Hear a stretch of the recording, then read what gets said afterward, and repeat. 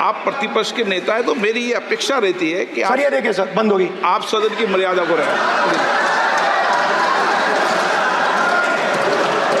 Sir जब भी मैं उसको हटाना चाहता हूं मुझे ये करना है सर, वो देखो आगे।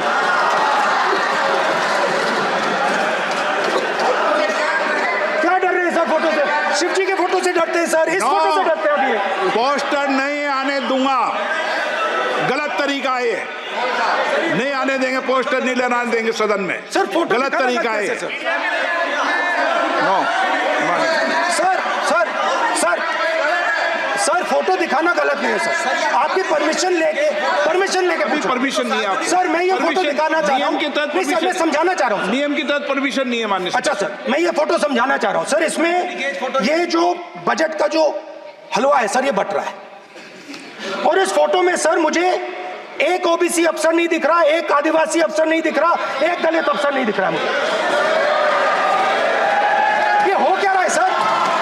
सर देश का हलवा बट रहा है सर, और इसमें 73% का एक है ही नहीं सर। ये आप लोग हलवा खा रहे हो और बाकी देश को हलवा मिल ही नहीं रहा है। ठीक है सर, 20 अफसरों ने बजट को तैयार किया, हमने पता लगाया है। 20 अफसर, शांत हो जाइए प्लीज सर। 20 अफसरों ने, उनके नाम मेरे पास है, अगर आप नाम चाहते मैं दे दूंगा। 20 अफसरों ने हिंदुस्तान का बजट तैयार किया है, मतलब हिंदुस्तान का जो हलवा है 20 लोगों ने बांटने का काम किया है। अब स्पीकर सर, उन 20 लोगों में से 90% लोगों में से 90% लोगों में से सिर्फ 2 हैं, एक माइनॉरिटी और एक ओबीसी, और इस फोटो में एक भी नहीं है। मतलब फोटो में आपने पीछे कर दिया, फोटो में तो आने नहीं दिया आपने, कोई नहीं आ सकता। और मैं चाहता था कि बजट में जाति जनगणना की बात उठे, जो पूरा देश चाहता है। 90% हिंदुस्तान जाति, 95% जाति जनगणना चाहता है। कौन चाहते हैं? दलित चाहते हैं, आदिवासी चाहते हैं, पिछड़ा वर्ग चाहता है, गरीब जनरल कास्ट के लोग चाहते हैं, माइनॉरिटी चाहते हैं, सब चाहते हैं, क्योंकि सब लोगों को यह पता लगाना है कि हमारी भागीदारी कितनी है, हमारी हिस्सेदारी कितनी है। मगर सर मैं देख रहा हूं सर, सरकार हलवा बांटती जाती है, और बांटता कौन है?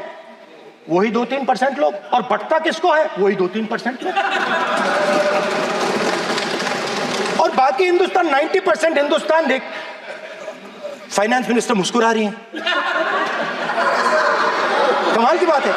ये हंसने की चीज नहीं है मैडम, ये हंसने की बात नहीं है, ये जाति जनगणना है, ये जाति जनगणना है, इससे देश बदल जाएगा।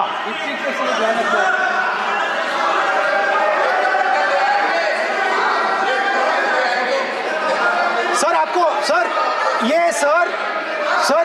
ये जो कमल सर जो पद्मव्यूह वाले हैं, उसको चक्रव्यूह को पद्मव्यूह भी कहा जाता है सर। जो पद्मव्यूह वाले हैं इनको गलतफहमी है, ये सोचते हैं कि देश के युवा, देश के पिछड़े लोग अभिमन्यु हैं। देश के पिछड़े लोग अभिमन्यु नहीं है, अर्जुन है।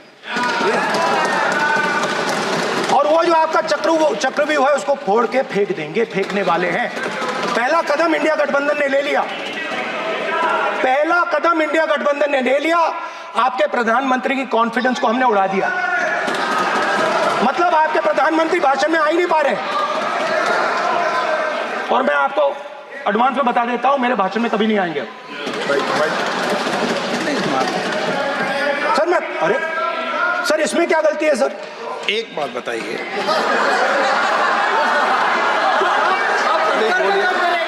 सर तो जो पद्मव्यूह वाले लोग हैं सर, जो कमल फॉर्मेशन वाले लोग हैं, उनको हिंदुस्तान का नेचर नहीं समझ आया। हिंसा, नफरत हिंदुस्तान का नेचर नहीं है, चक्रव्यूह हिंदुस्तान का नेचर नहीं है। हिंदुस्तान का नेचर अलग है। हिंदुस्तान के नेचर के बारे में अब मैं आपको बनाना चाहता हूं।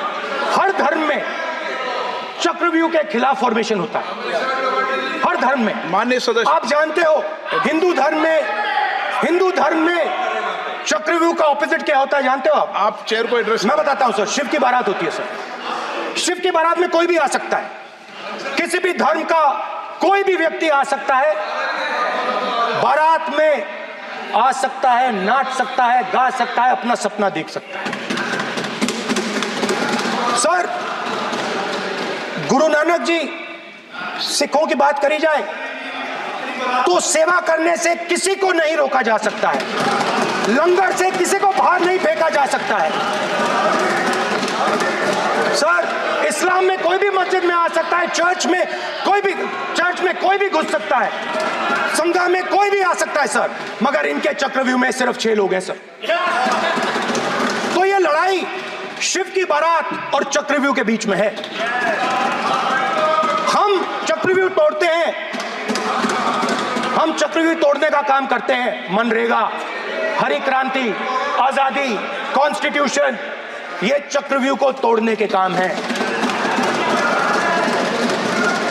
इससे देश में खुशी आती है, डर मिटता है, कॉन्फिडेंस आती है। आप पद्मव्यूह चक्रव्यूह बनाने का काम करते हो। चक्रव्यूह शिव की बारात को हरा ही नहीं सकता है। आप अपने इतिहास को देखिए, आप अपने आप को हिंदू कहते हो, आप हिंदू कहते हो, आप हिंदू धर्म को समझते नहीं हो।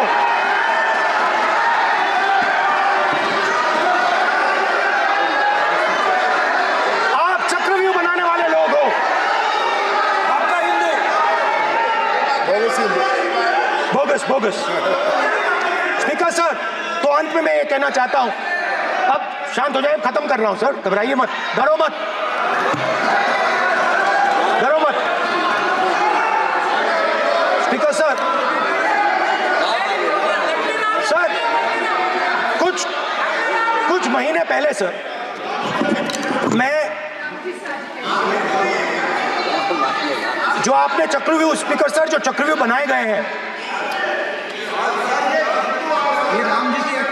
नहीं, कोई अपमान नहीं किया, मैंने कोई अपमान नहीं किया, मैं कर नहीं सकता कभी, जिंदगी भर मरने तक मैं अपमान नहीं कर सकता। क्या बात कर रहे हो आप, क्या बात कर रहे हो सर? तो आपने ये छोटे छोटे चक्रव्यूह बना रखे हैं, मैं इनको समझने की कोशिश करता हूं अपने छोटे से तरीके से। कुछ महीने पहले मैं 6-7 घंटे बढ़इयों के साथ काम किया। वहां विश्वकर्मा जी थे, उनसे मैंने एक सवाल पूछा। मैंने उनसे कहा कि आपको किस चीज से दुख होता है, किस चीज से आपको दर्द होता है? उन्होंने मुझे कहा, राहुल बात सुनिए, आपको समझ आ जाएगी, बात सुनिए, समझिए। सर इंटरप्ट कर रहे हैं सर, अब बोलिए, सर देखिए, आप इतना इंटरप्ट करते हो और बोलते हो बैठे बैठे। आप तो पूरे भाषण में बेल में आ जाते हो, सवाल करते हो इंटरप्ट करने का। स्पीकर सर, तो मैंने विश्वकर्मा जी से पूछा कि आप यहाँ सालों से बढ़ाई का काम कर रहे हो, आप सालों काम पूरे देश में, अगर आप देखोगे मिलेंगे, ढूंढो, आपको अपने घर में नहीं मिलेंगे, पूरे देश में मिलेंगे, ढूंढो आप उनका जोड़ में। तो मैंने उनसे पूछा, विश्वकर्मा जी आपको दर्द किस बात का होता है, दुख किस बात का होता है? तो उन्होंने कहा, राहुल मैं ये टेबल बना रहा हूं, मगर राहुल जी कहा, राहुल जी अब कहा वो मुझे अच्छा नहीं लगा, मगर कहा सच्चाई है। तो उसने कहा, राहुल जी मुझे दुख इस बात का होता है, कि मैं ये टेबल बनाता हूं, मगर जिस शोरूम में ये टेबल रखी जाती है उस शोरूम में मैं अंदर जा ही नहीं सकता। कुछ ही दिन पहले सुल्तानपुर के रास्ते पे मैं एक भाई के साथ, मोची भाई के साथ बैठा, उससे मैंने ये सवाल पूछा, आपको दुख किस बात का होता है? कहता है, राहुल जी मेरा सम्मान सिर्फ मेरे पिता ने किया था और किसी ने नहीं किया। तो मेरा कहना है सर, ये जो आपने चक्रव्यूह बनाया है, इस चक्रव्यूह से करोड़ों लोगों को नुकसान हो रहा है, दर्द पहुंच रहा है।